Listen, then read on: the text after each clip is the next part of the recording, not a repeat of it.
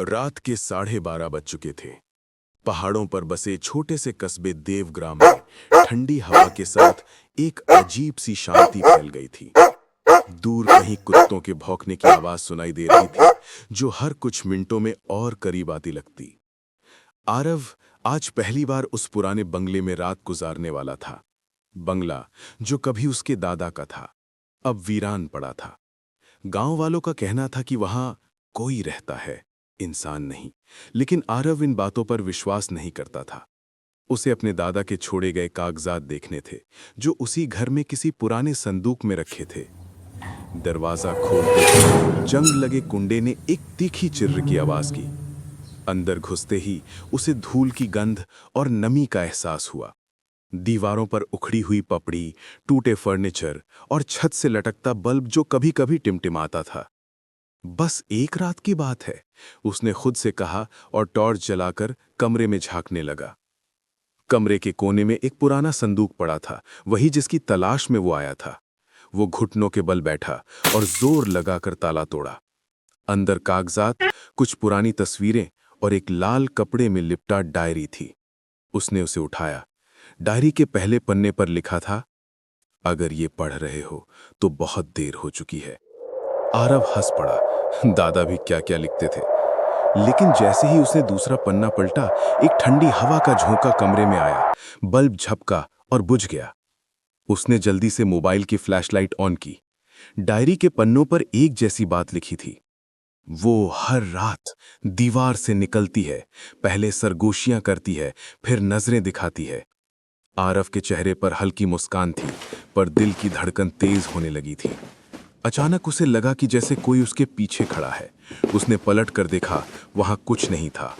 फिर भी एक हल्की फुसफुसाहट सुनाई दी। तुम क्यों आए? उसने हड़बड़ाकर टॉर्च इधर उधर घुमाई।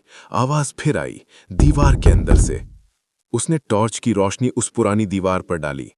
सीलन से भरी ईंटों में हल्की सी हरकत दिखी, जैसे किसी ने अंदर से थपथपाया हो। अब डर उसकी नसों में दौड़ चुका था। वो दरवाजे की ओर भागा, लेकिन दरवाजा अंदर से बंद था। उसने हैंडल घुमाया, हिला तक नहीं। दीवार पर अब लगातार ठक ठक ठक की आवाज आ रही थी। वो फिर डायरी उठाकर पढ़ने लगा। अगले पन्ने पर लिखा था, उसे बाहर मत आने देना, अगर वो दीवार से बाहर निकल गई तो सब खत्म। उसने डर के हुए दीवार की ओर देखा।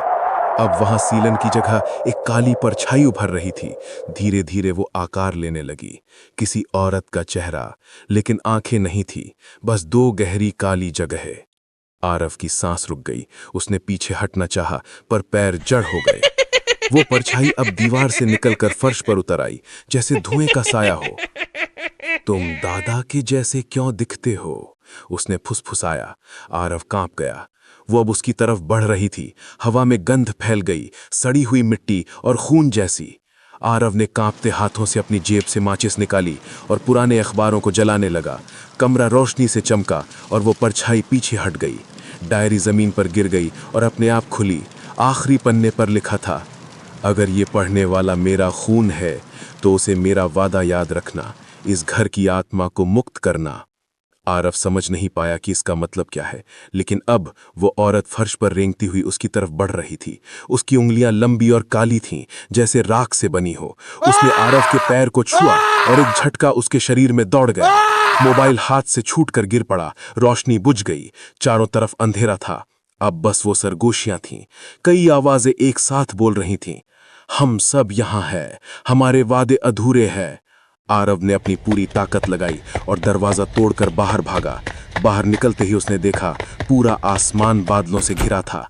बंगले की खिड़कियां खुद ब खुद बंद हो गईं। वो दौड़ते दौड़ते सड़क तक आया और गिर पड़ा। सुबह गांव वालों ने उसे बेहोश पाया। वो जिंदा था, पर उसकी आंखें खाली थीं, जैसे उनमें कोई डर स्थायी रूप से बस गया हो। जब उसे होश आया, उसने सिर्फ इतना कहा, दीवार के अंदर कोई है, वो अब जाग चुकी है। गांव वाले उस दिन के बाद उस बंगले के पास तक नहीं गए। कहते हैं, रात के सन्नाटे में अब भी वहां से वही ठक ठक की आवाज आती है, और अगर कोई बहुत ध्यान से सुने तो एक लड़की की फुसफुसाहट। तुम क्यों आए?